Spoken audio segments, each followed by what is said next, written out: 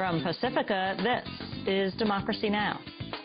Mr. Obashevsky is a person who has devoted his entire life to nonviolent, peaceful protest activities on behalf of peace.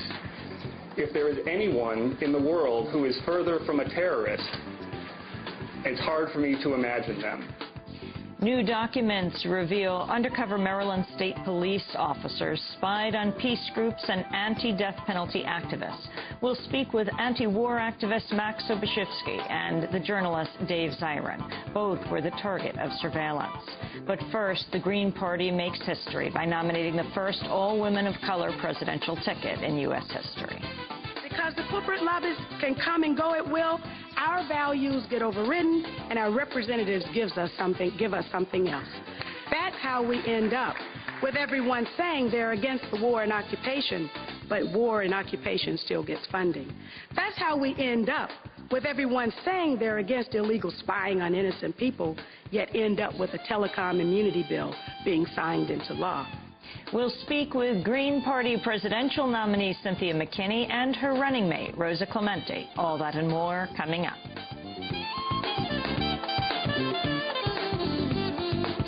Welcome to Democracy Now!, democracynow.org, The War and Peace Report. I'm Amy Goodman. Presidential contender Barack Obama has arrived in Baghdad for his first visit to Iraq since he became the Democrats' presumptive nominee.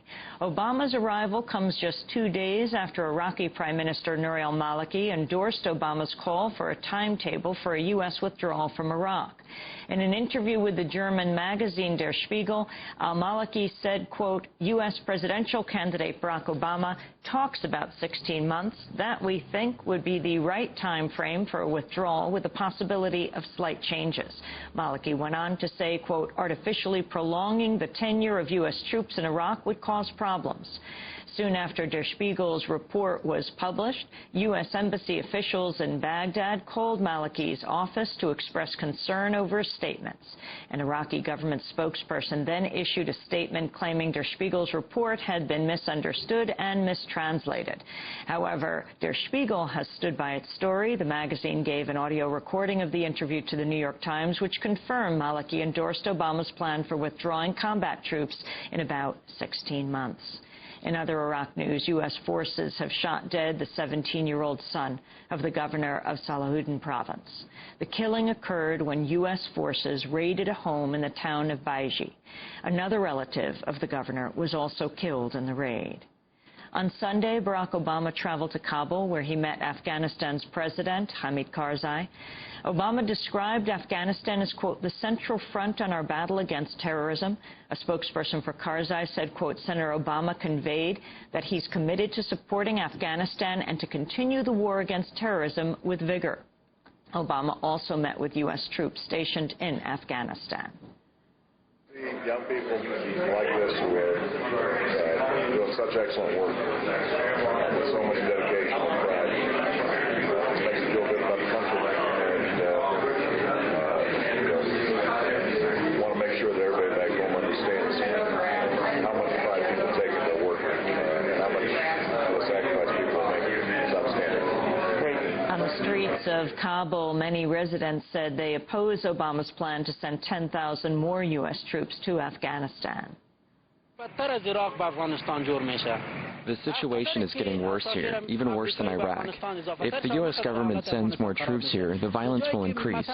For example, when we see a group of U.S. soldiers walking here, it doesn't make us feel safe. Our Afghan forces are capable enough to ensure the security of Afghanistan. The U.S. government should focus on other needs of Afghans, not the military. Afghans also criticized Western officials for not doing more to help the Afghan people. There have not been any changes in the lives of ordinary Afghans. The visits and presence of foreigners has not changed the lives of the poor Afghans. I returned from Iran after 20 years there. I had the best time when I was in Iran, and now I have to work like an animal in order to feed my family. My life is worse now. What is the benefit? These Western officials coming and going. In other news from Afghanistan, U.S.-led troops and Afghan forces killed 9 Afghan police officers Sunday after they mistook the officers to be militants. In a separate incident, NATO said it accidentally killed at least 4 Afghan civilians Saturday night. A NATO soldier also was killed in the east. In campaign news, Senator John McCain has accused Barack Obama of having the most extreme record in the Senate and suggested Obama might be a socialist. McCain was asked about his views in an interview with the Kansas City Star. You talked a little bit about Senator Obama today. You said he was the most extreme member of the Senate, I think. Yeah, that's his voting record. Extreme? Do you really think he's an extremist? I mean, he's clearly liberal. Well, that's his voting record. All I said was his voting record, and that is more to the left than the announced socialist in the United States Senate, Bernie Sanders of Vermont. So, do you think he's a socialist, Barack Obama? Oh, I don't know. All I know is his voting record, and that's what people usually judge their elected representatives by. The first U.S. war crimes tribunal since World War II is set to begin today at Guantanamo. Osama bin Laden's former driver, Salim Hamdan, will be the first prisoner to face the military commission. Hamdan has been held at Guantanamo for over 5 years. Last week, his lawyers complained about the trial, saying he was subjected to sleep deprivation for a 50-day period in 2003. A report published by the British Parliament warns Britain can no longer rely on American assurances that it does not torture. The report by the House of Commons Foreign Affairs Committee said ministers should no longer take at face value statements from senior politicians, including President Bush, that the United States does not resort to torture in light of the CIA admitting it used waterboarding.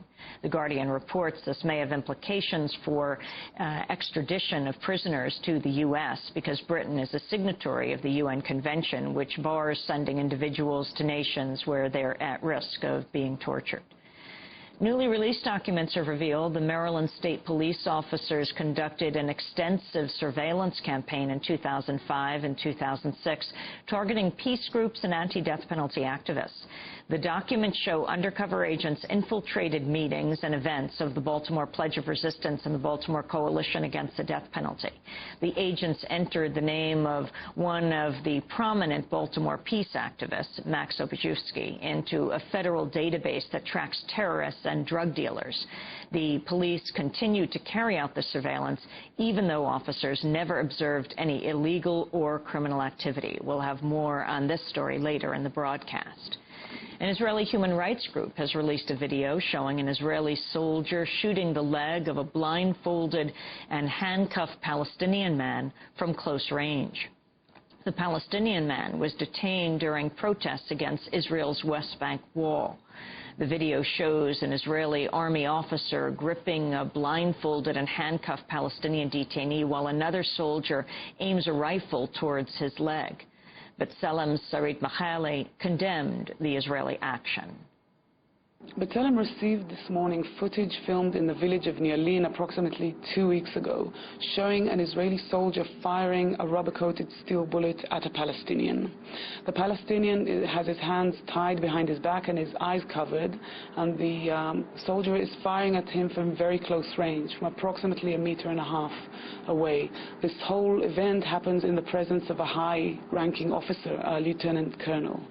The Israeli military says the soldier involved in the shooting has been detained for questioning. An army statement said the incident is a, quote, direct contradiction of IDF values and principles. A military judge at Fort Knox has sentenced U.S. war resister James Burmeister to 6 months in jail after Burmeister pleaded guilty to going AWOL. The 23-year-old soldier served as an Army scout in Iraq but fled to Canada in May 2007 while on leave. After leaving Iraq, Burmeister revealed U.S. troops in Iraq were planting equipment such as AK-47s to lure Iraqis to spots where American snipers could shoot them. The practice was known as bait and kill. Burmeister said, quote, "I know going AWOL was wrong, but I thought it was the best way to stop the small kill teams." Charges are expected to be filed this week in Shenandoah, Pennsylvania, against a group of teenagers who beat a Mexican immigrant to death last week. Witnesses said 6 white teenagers brutally beat 25-year-old Luis Ramirez while yelling racial slurs. When one of Ramirez's friends tried to stop the beating, one of the teenagers said, quote, "Tell your Mexican friends to get out of town or you'll be laying next to him." Ramirez came to the United States 6 years ago. He was the father of 2 children and was engaged